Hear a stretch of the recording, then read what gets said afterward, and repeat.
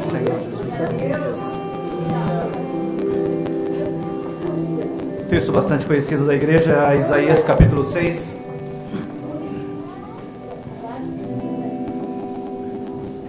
Diz assim: no ano em que morreu o rei Uzias, eu vi o Senhor assentado sobre um alto e sublime trono, e as orlas do seu manto enchiam o templo. Os serafins estavam acima dele, cada um tinha 6 asas, com 2 cobriam o seu rosto, com 2 cobriam os seus pés e com 2 voavam. E clamavam uns aos outros, dizendo: Santo, Santo é o Senhor dos exércitos, toda a terra está cheia da sua glória. Os umbrais das portas se moveram com a voz do que clamavam, e a casa se encheu de fumaça. Então disse eu: ai de mim que vou perecendo, porque eu sou um homem de lábios impuros e habito no meio de um povo de impuros lábios. E os meus olhos viram o Rei, o Senhor dos exércitos. Mas um dos serafins voou para mim, trazendo nas mãos uma brasa viva que tinha tirado do altar como uma tenaz. Com ela tocou a minha boca e disse: vê, isso tocou os teus lábios, e a tua iniquidade foi tirada, e purificados os teus pecados. Depois disso ouvi uma voz do Senhor que dizia: a quem enviarei? Quem há de ir por nós? Então disse eu: eis-me aqui, envia-me a mim. Senhor Deus, Pai que estás nos céus, obrigado, Senhor, pela tua graça e bondade, Senhor Jesus. Obrigado, Senhor, por se manifestar neste lugar, nesta manhã, Senhor Jesus, por poder sentir a tua presença viva neste lugar, ó Pai. Obrigado, meu Deus, obrigado, Senhor. Que os nossos lábios, que os meus lábios, Senhor Jesus, sejam purificados para transmitir a tua palavra, Senhor Jesus Cristo.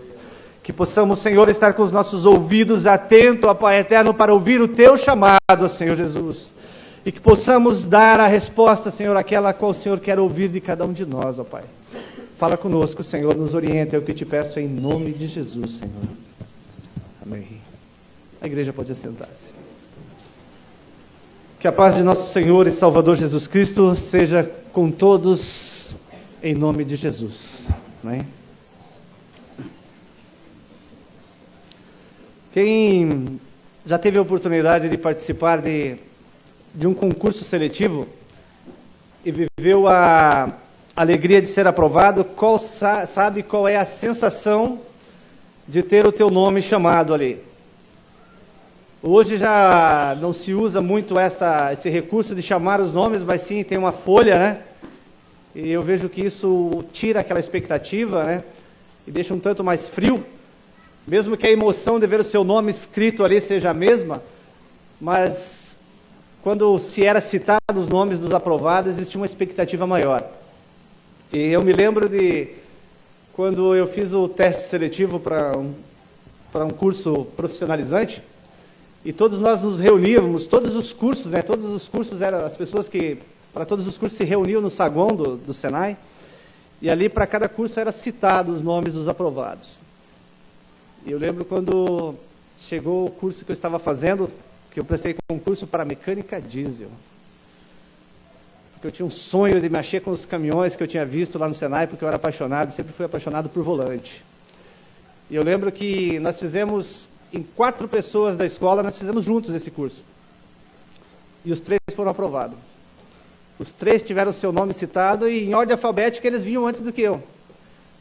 E os 3 foram citados seus nomes, e quando eu estava chegando no E, passou batido.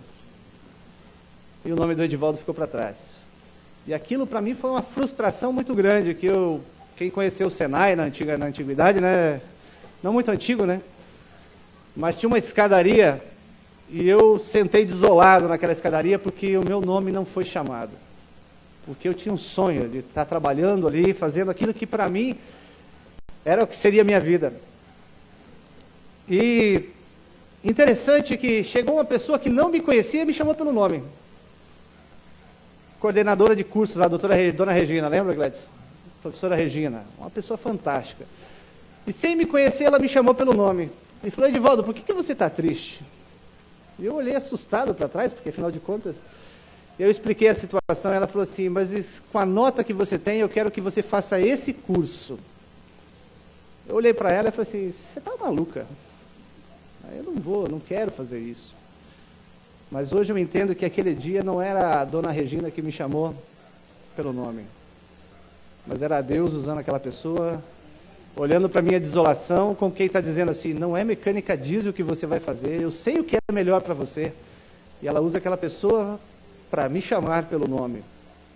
E essa experiência de ter o seu nome citado, chamado, a única vez que eu não quis que o meu nome fosse chamado foi quando eu fui me alistar para o exército, e que todos estávamos sentados naquele auditório ali do Boqueirão, e meu nome passou em branco.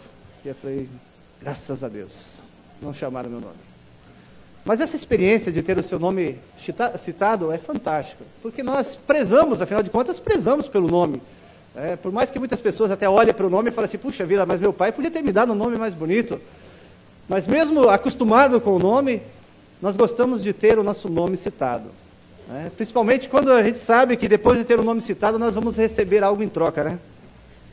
Mas nessa situação, eu quero pensar junto com vocês a respeito de homens bíblicos, de homens da Bíblia, pessoas da Bíblia, que tiveram o seu nome citado, chamado por Deus, e que muitos deles se assemelham com nós. Muitos na personalidade, muitos na reação, e muitos nas desculpas que davam ao ter o seu nome citado. E vamos ver até que ponto nós nos enquadramos com esses homens. E a Bíblia é farta de ter pessoas que foram chamadas por Deus, foram citadas por Deus, em situações até aos olhos humanos inusitadas. Deus olha para alguém que era digno da sua época e manda que ele construísse um barco no meio do nada, sem rio, sem deserto, sem mar por perto, sem ter chovido, e Deus fala assim, faz um grande barco, porque eu vou mandar a chuva. E eles não tinham esse conhecimento.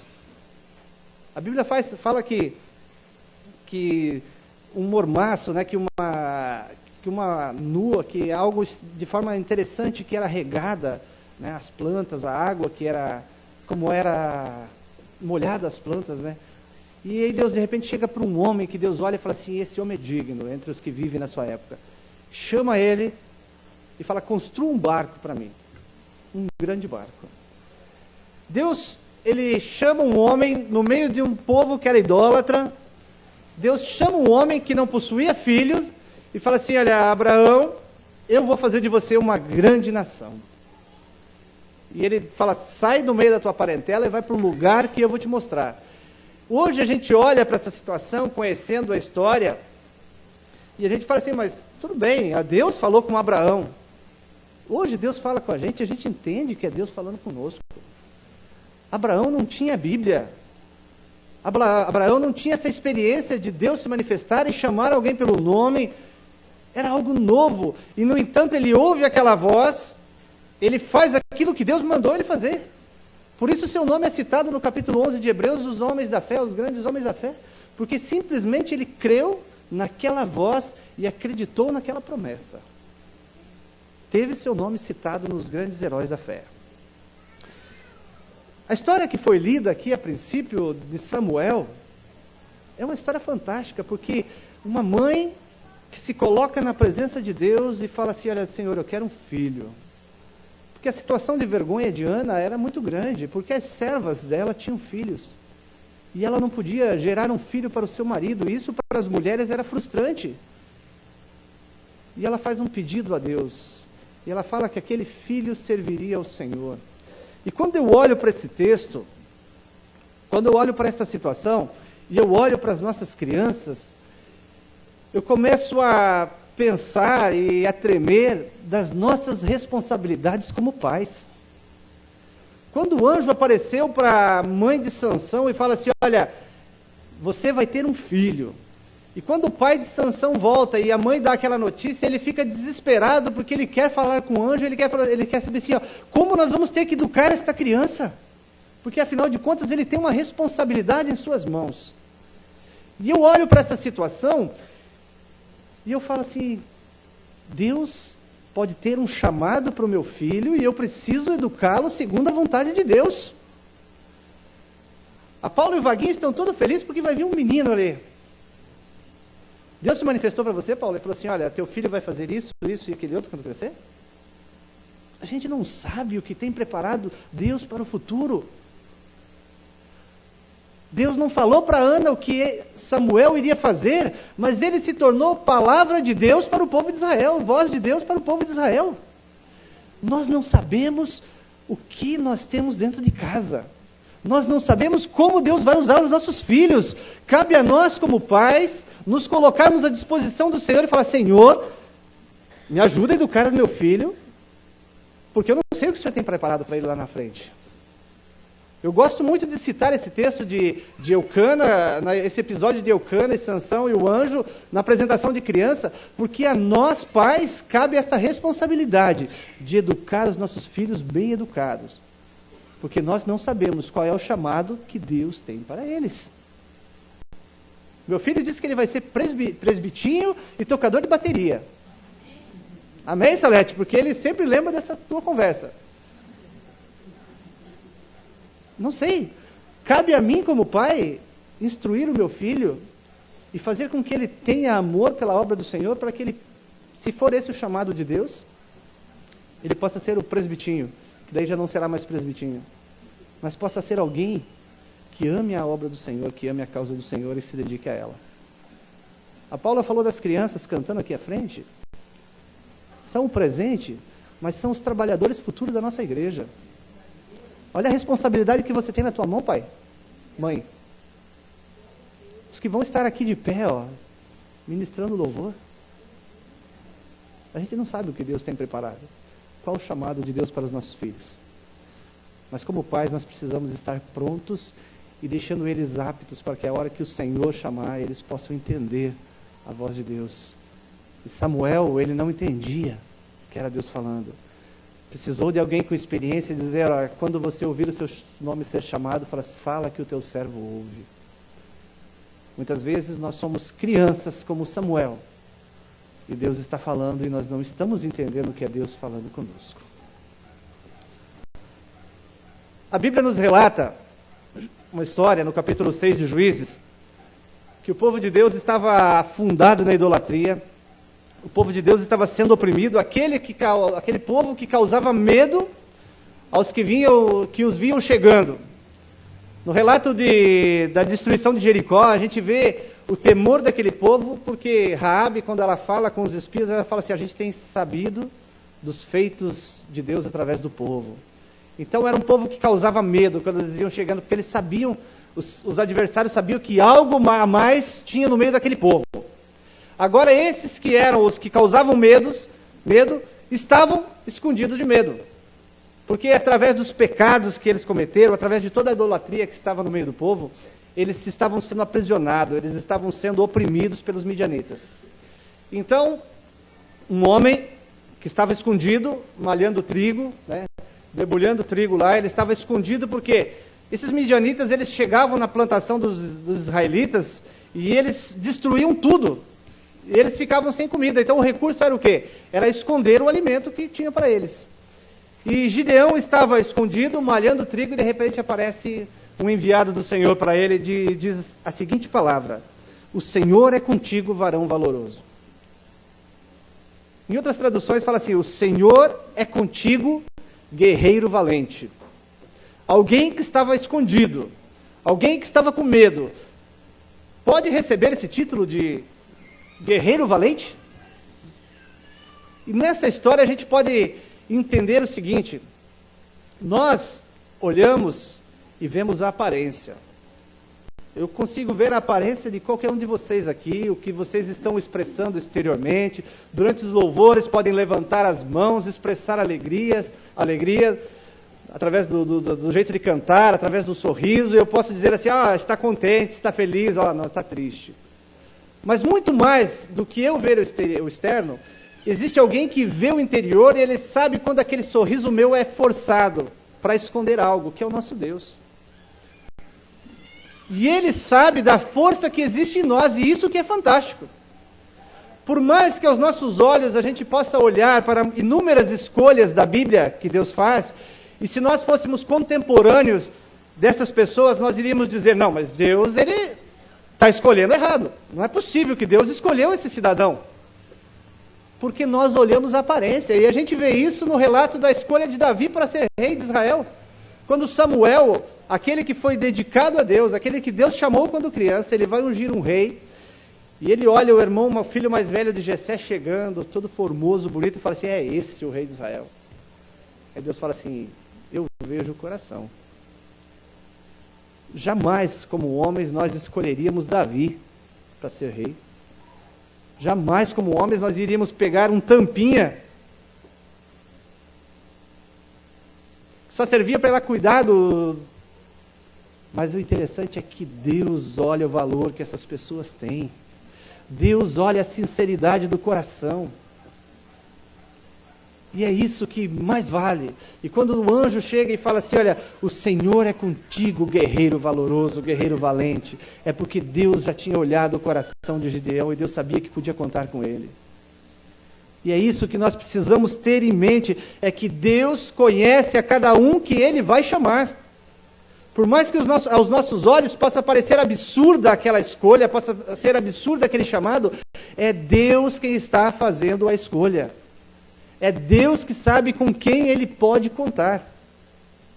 E por mais que a resposta de Gideão naquele momento possa parecer estranha, o anjo diz para ele, ó, o Senhor vai nesta força, porque o Senhor livrará Israel. E Gideão começa todo um processo de questionamento e diz assim, se o Senhor é conosco, por que nos sobreveio todas essas coisas? O anjo se apresenta e fala, o Senhor é contigo. E aí ele já questiona, se Deus é conosco, como que pode todas essas coisas acontecer? Mas o maravilhoso foi que Gideão, mesmo tendo dado esta resposta, tendo todo um contexto de provas que ele fez para saber se era Deus que estava com ele mesmo ali, se era verdadeiramente Deus que estava se manifestando. E aí que é interessante nós analisarmos o seguinte, muitas vezes nós queremos que Deus se apresente para nós com um show pirotécnico. Deus comece a fazer coisas assim absurdas para eu entender que é Deus mesmo que está falando. Porque se não acontecer nenhum espetáculo, então não foi Deus que falou comigo. Será que esse anjo do Senhor que se apresentou ali, ele se apresentou todo reluzente, cheio de luzes, brilhando, num corpo angelical? Será que ele se apresentou dessa forma? Porque se ele tivesse se apresentado de uma forma angelical, todo reluzente, jamais Gideão teria pedido provas de que era Deus. Mas ele se apresentou como um emissário de Deus. E muitas vezes, da onde a gente menos espera, Deus vai estar nos chamando. E cabe a nós entendermos o chamado de Deus para as nossas vidas. Cabe a nós entendermos que é Deus falando através daquela pessoa para nós. Como Ele vai falar? É o jeito dele. Mas cabe a nós entendermos e reconhecermos a voz de Deus falando. Quando nós recebemos um chamado da parte de Deus, existe todo aquele questionamento. Será que Deus está fazendo a escolha certa quando Ele me chamou? Mas não é possível, não, eu não tenho capacidade, não.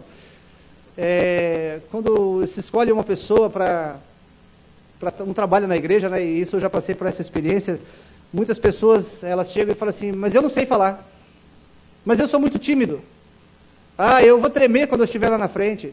Então, essas são as desculpas, né, que muitas pessoas usam, porque nós começamos a olhar para a nossa fraqueza, nós começamos a olhar para a nossa limitação, nós começamos a olhar para aquilo que eu acho que eu sou capaz, mas eu só consigo ir até esse ponto, daqui para frente eu sei que eu não vou, eu me conheço, eu sei que daqui para frente eu não vou conseguir ir mais, e se eu for lá eu vou fazer besteira.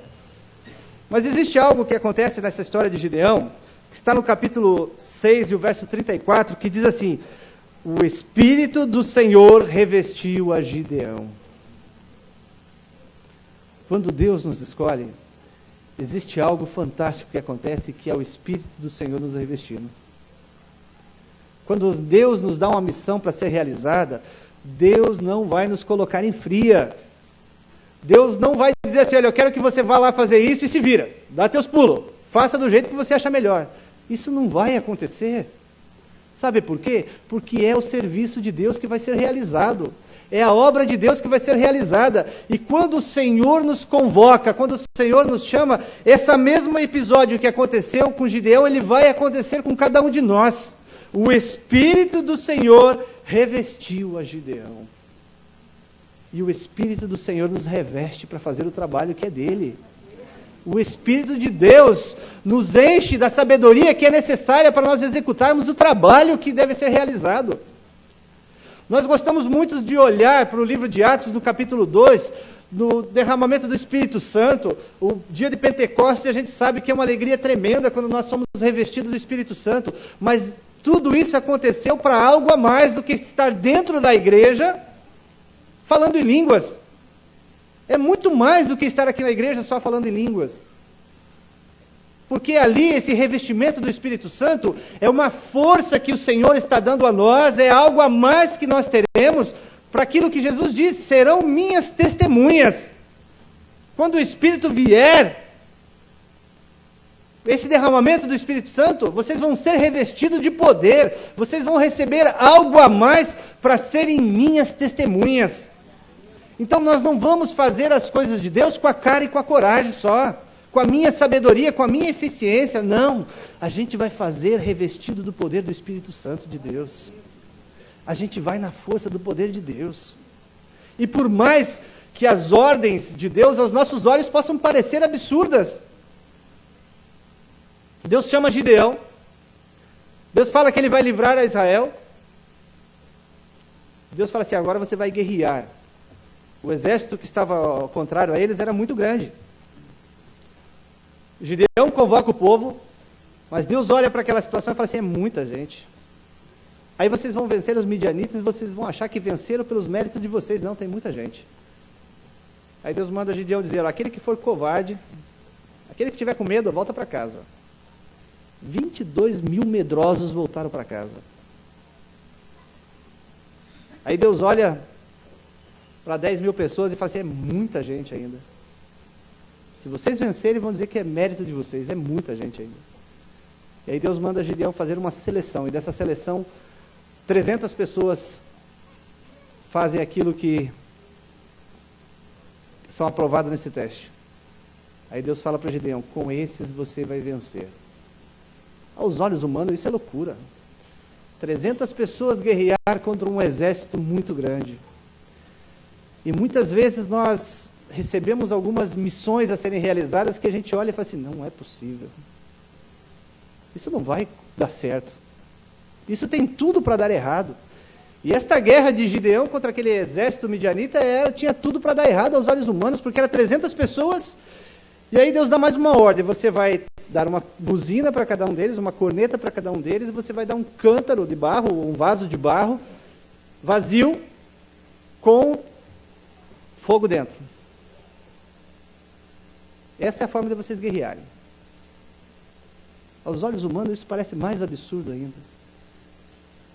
Mas as coisas que Deus faz aos olhos humanos parece loucura. Aquilo que Deus faz, a forma que Deus tem para agir aos olhos humanos sempre vai parecer loucura. Nós, carnalmente, não vamos conseguir entender aquilo que Deus quer fazer. Enquanto nós estivermos querendo olhar as coisas de Deus com os nossos olhos carnais, querendo entender as coisas de Deus com os nossos ouvidos carnais, nós não vamos conseguir entender o que Deus quer fazer.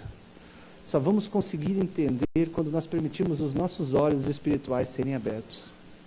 Só vamos conseguir ouvir as coisas de Deus, aquilo que Deus quer fazer, quando nós permitirmos que os nossos ouvidos espirituais serem abertos. E por mais que Deus não tivesse que provar nada para Gideão, Deus fala para Gideão: vou te dar mais uma prova de que eu estou com você. Gideão desce de noite até o exército inimigo e ele escuta o sonho que alguns soldados tiveram e de que eles estavam com medo. Então Gideão volta e ele começa a fazer tudo aquilo que Deus havia pedido. E aí o exército que estava oprimindo o povo de Deus, ele é destruído. Não pela força de um exército numeroso de homens, mas pelo poder de Deus. Por aquilo que Deus queria fazer. Nós precisamos entender que quando Deus nos chama para fazer um trabalho, Ele já planejou tudo o que Ele quer que aconteça. Nós vamos somente executar aquilo que Deus planejou. Por isso nós precisamos ouvir o chamado de Deus e nos colocarmos à sua disposição e falar: Senhor, eu estou aqui para fazer o que o Senhor quer. Como vai ser feito, vai ser segundo a tua vontade. Por mais que seja difícil essas palavras. Porque nós queremos agir com segurança. E agir com segurança é estar visualizando previamente aquilo que vai acontecer. Seria muito fácil para nós, se Deus entregasse uma missão para cada um de nós, nos colocasse sentado diante de um monitor e falasse assim: ó, é isso aqui tudo que vai acontecer.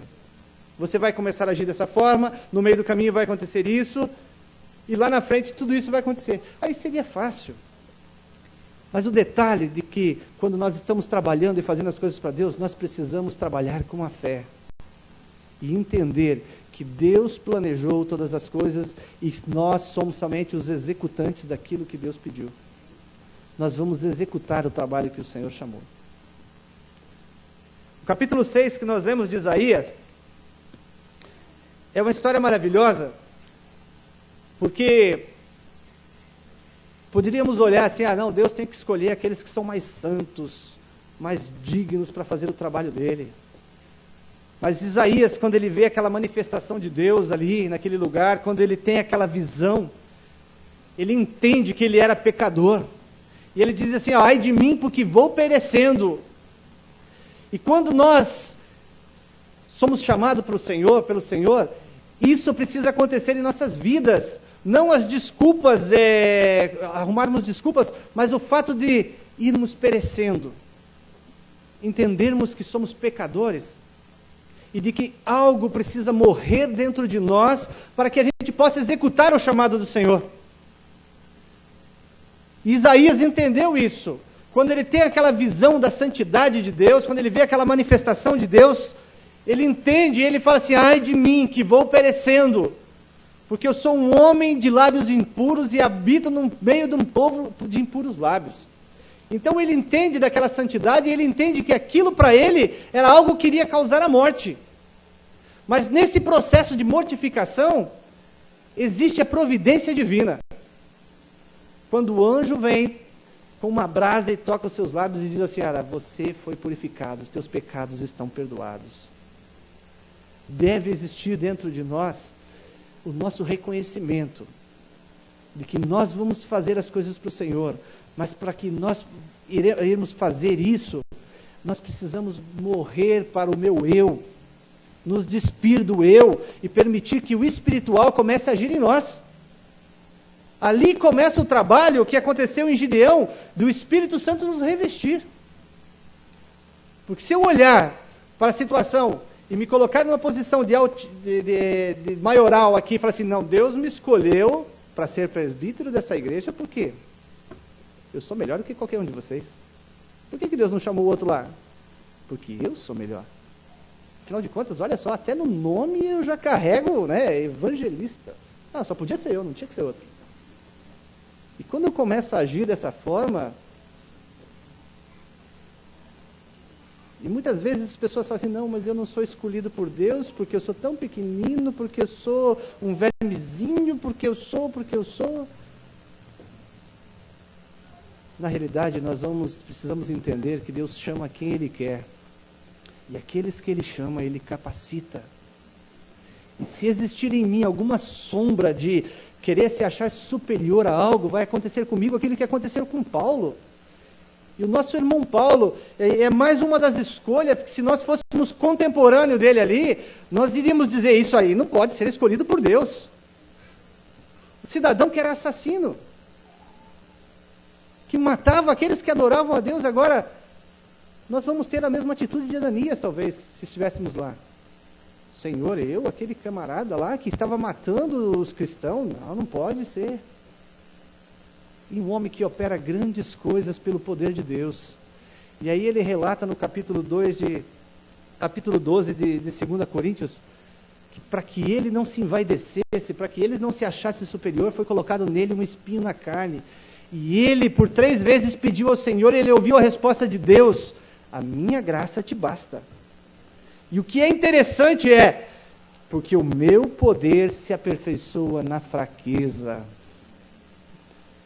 Quando nós nos diminuímos diante do Senhor, o Senhor nos exalta.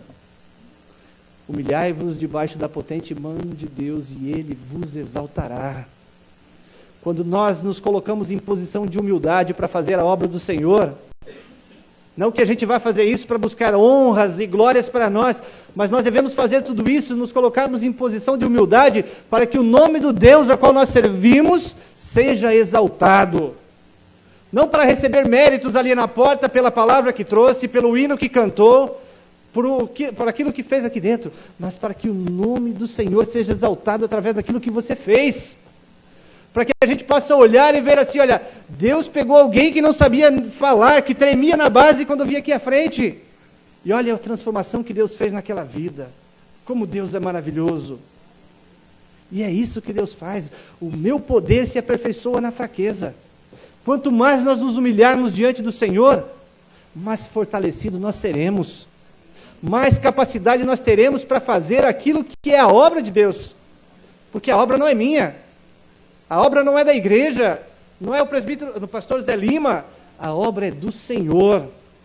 Cada um de nós é colocado dentro dessa igreja para fazer aquilo que o Senhor chamou.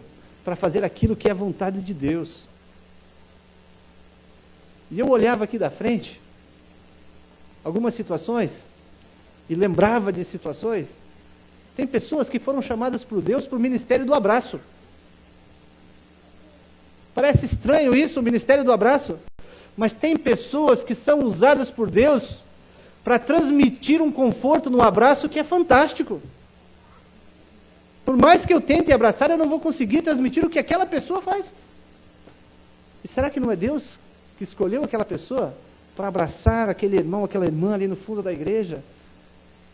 Porque muitas vezes pessoas saem de casa com uma tristeza muito grande no coração. E Deus sabe que pode contar com aquela pessoa do ministério do abraço para trazer um conforto, para trazer um consolo para aquela vida.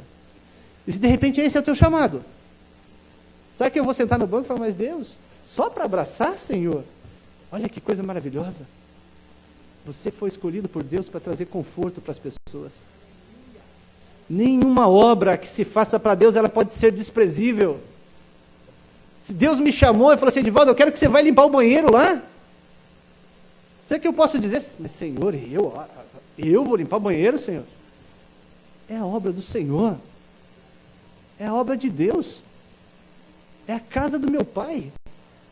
Existe algum desmérito em eu limpar o banheiro lá? De forma alguma. Eu estou sendo convocado por Deus. E nós precisamos, igreja do Senhor, estar com nossos ouvidos atentos para o chamado de Deus. Deus, Ele nos conhece intimamente e Ele sabe como Ele precisa falar para chamar a nossa atenção. Deus, Ele faz uma grande manifestação para chamar Isaías, e depois de todo aquele feito ali, da purificação dos lábios, eu acho interessante essa atitude de Deus. A quem eu enviarei? Quem irá por nós? Isaías reconhece que ele havia sido purificado por um feito do Senhor. E ele de imediato ele fala, Senhor, olha, eu estou aqui, ó, envia eu. Pode me mandar, Senhor. Pode mandar e eu vou. Por mais que a missão que Isaías tinha pela frente era uma missão dura, de falar dos pecados do povo. Mas ele entendeu que o chamado era do Senhor. Ele entendeu que ele estava sendo revestido por Deus. E por mais que inúmeras coisas fossem acontecer com ele na frente, Deus estava no controle da vida dele. E é isso que nós precisamos entender. Nós não sabemos o que nós vamos enfrentar na obra do Senhor. Por mais que ao receber um chamado a gente possa já começar e é isso que a gente faz, a gente começa a olhar lá na frente, mas tal coisa pode acontecer comigo, isso pode ser que aconteça comigo, a gente já começa a tentar visualizar e muitas vezes visualizamos as desgraças. Mas a gente precisa entender que é Deus que está no controle. E uma vez que você entrega a sua vida na direção de Deus, o que vai acontecer com você, estando debaixo da vontade de Deus, é o melhor para a tua vida. Sempre vai ser o melhor para a tua vida.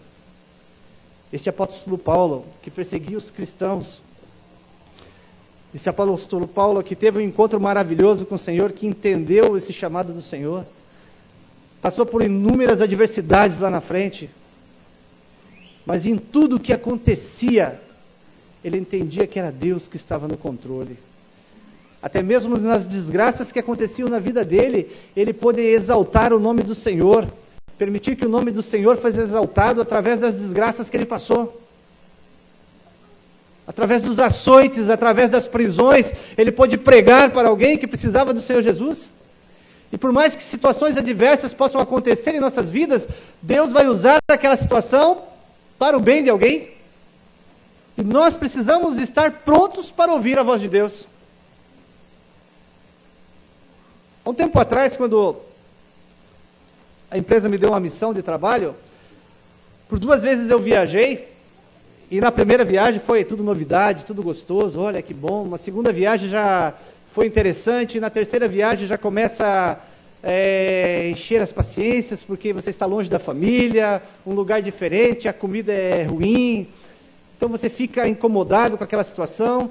E quando eu tive que ir a 4ª vez, eu me coloquei na presença do Senhor e quando o Espírito Santo parece que, ei, acorda, tem algo para você fazer? E eu comecei a olhar e falei, Senhor, eu sei que qualquer outra pessoa poderia fazer este trabalho que o Senhor, ir para esse lugar. Mas se o Senhor está me mandando e agora pela 4ª vez, alguma coisa eu tenho que fazer lá, Senhor. Então, Senhor, eu me coloco à tua disposição para fazer aquilo que é a tua vontade lá. E eu fiz essa oração e eu fui viajar. E como Deus tem as formas de agir, Deus tem os meios de fazer, não, eu quero que você faça a minha vontade e faça. Eu pude conhecer a nossa igreja na Argentina e fui convidado para o aniversário do pastor, né? E quem conhece São Paulo sabe que é uma cidade grande e difícil de movimentação. E Buenos Aires não é diferente disso. Uma cidade tão grande, ruim de ônibus, ruim de transporte e o pastor morava do outro lado da cidade. E eu falei, tá bom, eu vou, mas vou ou não vou? E aí cheguei no hotel e perguntei para a dona do hotel, falei, onde fica tal bairro? Ela falou assim, fica do outro lado da cidade, é longe pra encrenca. Eu falei, tá bom. Ela falou, por quê? Eu falei assim, não, eu fui convidado para um aniversário, mas eu não vou não. Ela falou, por que você não vai? Eu falei, é muito longe, eu não sei ir lá. Eu falei, eu te levo lá. Não vai se incomodar, é muito longe, você vai fazer isso. Não, eu vou lá, eu aproveito e vou fazer as outras coisas por lá. Eu falei, tá bom, boa. E nesse almoço na casa do pastor eu conheci um diácono lá. E interessante que ele já chegou, me abraçou, fez amizade comigo e começamos a conversar e estava muito agradável o ambiente ali. E a diaconia, e ele falou assim, eu preciso ir embora que eu vou dirigir o culto na igreja à noite. E a diaconisa falou, presbítero, vá com ele. Eu falei, não, está muito bom aqui. A gente estávamos brincando de ping-pong. Eu falei, está muito bom aqui. Ela falou, vá com ele, presbítero. Porque você não vai achar o caminho de volta. Vá com ele. Eu falei, tá bom, eu vou. E nós fizemos, era uma viagem de 1h30 mais ou menos. E começamos a conversar, e no determinado ponto da conversa esse rapaz emudeceu. E eu comecei a falar, não me pergunte o que eu falei, eu sei que eu falei com ele por quase 40 minutos. E depois desses quase 40 minutos de silêncio dele, eu falando, ele olhou para mim e falou, presbítero, foi Deus que te mandou aqui, porque o que você me falou, ninguém aqui na Argentina podia me falar. E aí eu entendi, porque Deus tinha aproveitado, pegado aquela situação de eu ter que trabalhar na Argentina e falado assim, eu quero que você faça algo. Mas eu só fui entender depois da 4ª viagem. E nós precisamos entender que as coisas acontecem na nossa vida, não é porque eu sou bonitinho, não é porque eu sou melhorzinho, mais inteligente do que o outro. Quando nós temos algo a fazer, é porque existe um chamado de Deus e Deus quer contar conosco. E Deus tem as formas de te chamar, porque Ele te sabe, Ele te conhece. E você precisa estar com os ouvidos espirituais atentos para entender, é Deus falando comigo. Eu tenho uma missão a ser realizada. E quando Deus te chamar, você vai ter que agir como Samuel pela 4ª vez. Senhor, eis-me aqui. Fala que o teu servo ouve. Devemos agir como Isaías, ao ter os seus lábios purificados. Senhor, eis-me aqui, envia-me a mim. Porque aquilo que Deus tem para você fazer, Ele quer contar com você. E você pode ter certeza que quando você se colocar à disposição do Senhor, o Espírito Santo vai te revestir como revestiu a Gideão. O anjo do Senhor vai purificar os teus lábios se precisar ser purificado. Deus é quem planejou todas as coisas e você vai ser somente o executante daquilo que Deus já tem planejado. E Deus quer contar com você. Se dentro da tua vida você tem sido capacitado em algo, Deus vai aproveitar o teu conhecimento para que você possa fazer a vontade dEle dentro daquilo que você já faz hoje. No seu trabalho, dando aula. Naquilo que você faz hoje, Deus quer te usar. Mas Ele está esperando de você dizer: Senhor, eis-me aqui, envia-me a mim. Nesta semana, quando eu estava olhando para esse assunto, eu comecei a lembrar de um casal desta igreja, que há alguns dias atrás nós choramos a despedida deles, porque estavam indo embora. E nesta semana, quando eu ouvi os relatos do que está acontecendo, onde eles estão morando, eu pude entender, Deus teve que tirar eles daqui para abrir uma igreja lá em Santa Catarina, que é a diaconisa Bonifácio e irmão Joaquim.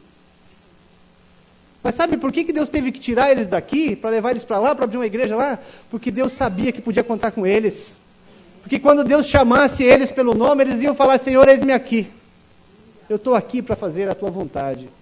Por mais que para nós, como irmãos, seja triste o dia que eles foram, a distância nos traz tristeza, porque nós nos acostumamos com o abraço, com o carinho dessas pessoas, mas Deus tinha uma obra para eles lá, e eles ouviram o chamado de Deus.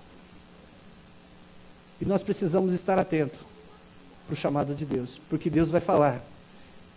E qual é a resposta que você vai dar para Deus? Vamos inventar desculpas? Vamos ficar nos colocando numa posição tão diminuta que ninguém quase consegue enxergar? Ou vamos dizer: Senhor, estou aqui, faz a tua vontade através de mim. Quando eu fui chamado para ser presbítero da igreja, os medos e os receios, ele invade o coração da gente, porque a responsabilidade é grande. E a gente vai conversar com os experientes. Numa conversa com um pastor de muita experiência, ele me disse assim: quando eu fui chamado para ser missionário, eu tremi, e por muito tempo eu relutei. E um dia eu fui numa vigília e falei: Senhor, se é da tua vontade mesmo que eu seja pastor da igreja, fala comigo. E numa oração, quando ele estava em oração, ele falou assim: ninguém sabia desta oração minha, só eu e Deus. E quando ele estava num momento de oração, uma pessoa chega por trás dele e fala assim: enquanto você for humilde e viver na minha dependência, o seu ministério vai ser abençoado. E ele falou: e isso serve para você. E nós sabemos que enquanto nós formos humildes e dependentes do Senhor, o nosso ministério é abençoado. E nós conhecemos ele, que é um pastor que Deus usa de forma maravilhosa, que é o pastor Amador. E ele diz: a cada dia eu procuro me colocar humilde na presença do Senhor, porque eu quero que o meu ministério seja abençoado. E isso serve para cada um de nós. Enquanto nós formos humildes e dependentes do Senhor, o nosso ministério vai ser abençoado. E nós vamos poder responder ao chamado do Senhor: eu estou aqui, envia-me a mim. Deus abençoe vocês.